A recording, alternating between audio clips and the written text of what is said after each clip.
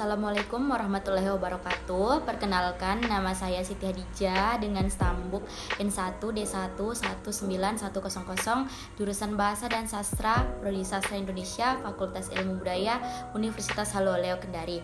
Baiklah, langsung saja di sini saya akan menjelaskan materi tentang wacana kritis.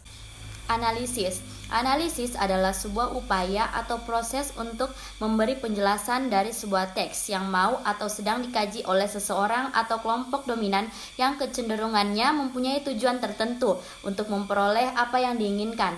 Artinya, dalam sebuah konteks kita juga harus menyadari akan adanya kepentingan. Oleh karena itu, analisis yang terbentuk nantinya kita sadari telah dipengaruhi oleh si penulis dari berbagai faktor. Kita dapat mengatakan bahwa di balik wacana itu terdapat makna dan citra yang diinginkan serta kepentingan yang sedang diperjuangkan. Wacana adalah proses pengembangan dari komunikasi yang menggunakan simbol-simbol yang berkaitan dengan interpretasi dan peristiwa-peristiwa di dalam sistem kemasyarakatan yang luas. Melalui pendekatan wacana, pesan-pesan komunikasi seperti kata-kata, tulisan, gambar-gambar, dan lain-lain eksistensinya ditentukan oleh orang-orang yang menggunakannya, konteks peristiwa yang berkenaan dengannya, situasi masyarakat luas yang melatar belakangi keberadaannya, dan lain-lain. Analisis wacana kritis.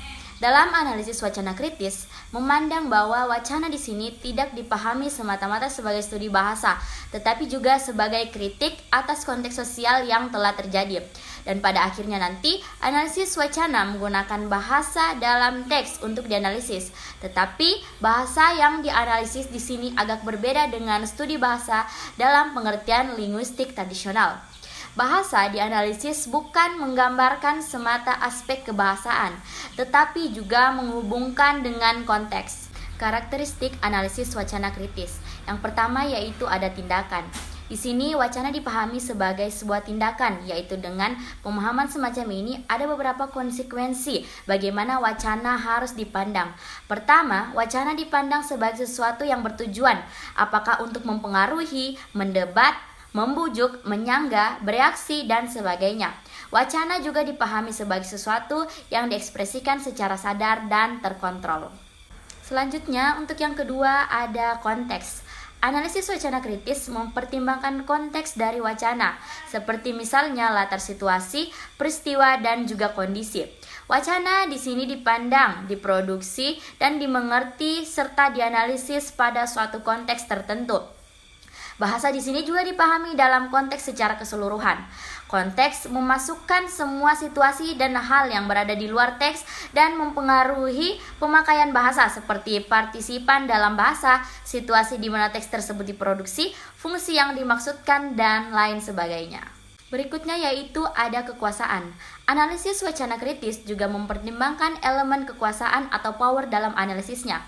Di sini, setiap wacana yang muncul dalam bentuk teks, percakapan, atau apapun itu tidak dipandang sebagai sesuatu yang alamiah, wajar, dan netral, tetapi merupakan bentuk pertarungan kekuasaan. Konsep kekuasaan adalah salah satu kunci hubungan antara wacana dengan masyarakat. Hubungan kekuasaan dengan wacana adalah sebagai suatu kontrol. Satu orang atau kelompok mengontrol orang atau kelompok lain melalui wacana. Yang ketiga yaitu ada historis. Historis menempatkan wacana dalam konteks sosial tertentu, berarti wacana diproduksi dalam konteks tertentu dan tidak dapat dimengerti tanpa menyertakan konteks yang menyertainya. Salah satu aspek penting untuk bias mengerti teks adalah dengan menempatkan wacana itu dalam konteks historis tertentu. Misalnya, kita melakukan analisis wacana teks selembaran mahasiswa tentang Soeharto. Yang kelima atau yang terakhir yaitu terdapat ideologi. Ideologi juga merupakan konsep yang sentral dalam analisis wacana yang bersifat kritis. Hal ini karena teks, percakapan, dan lainnya adalah bentuk dari praktik ideologi atau pencerminan dari ideologi tertentu.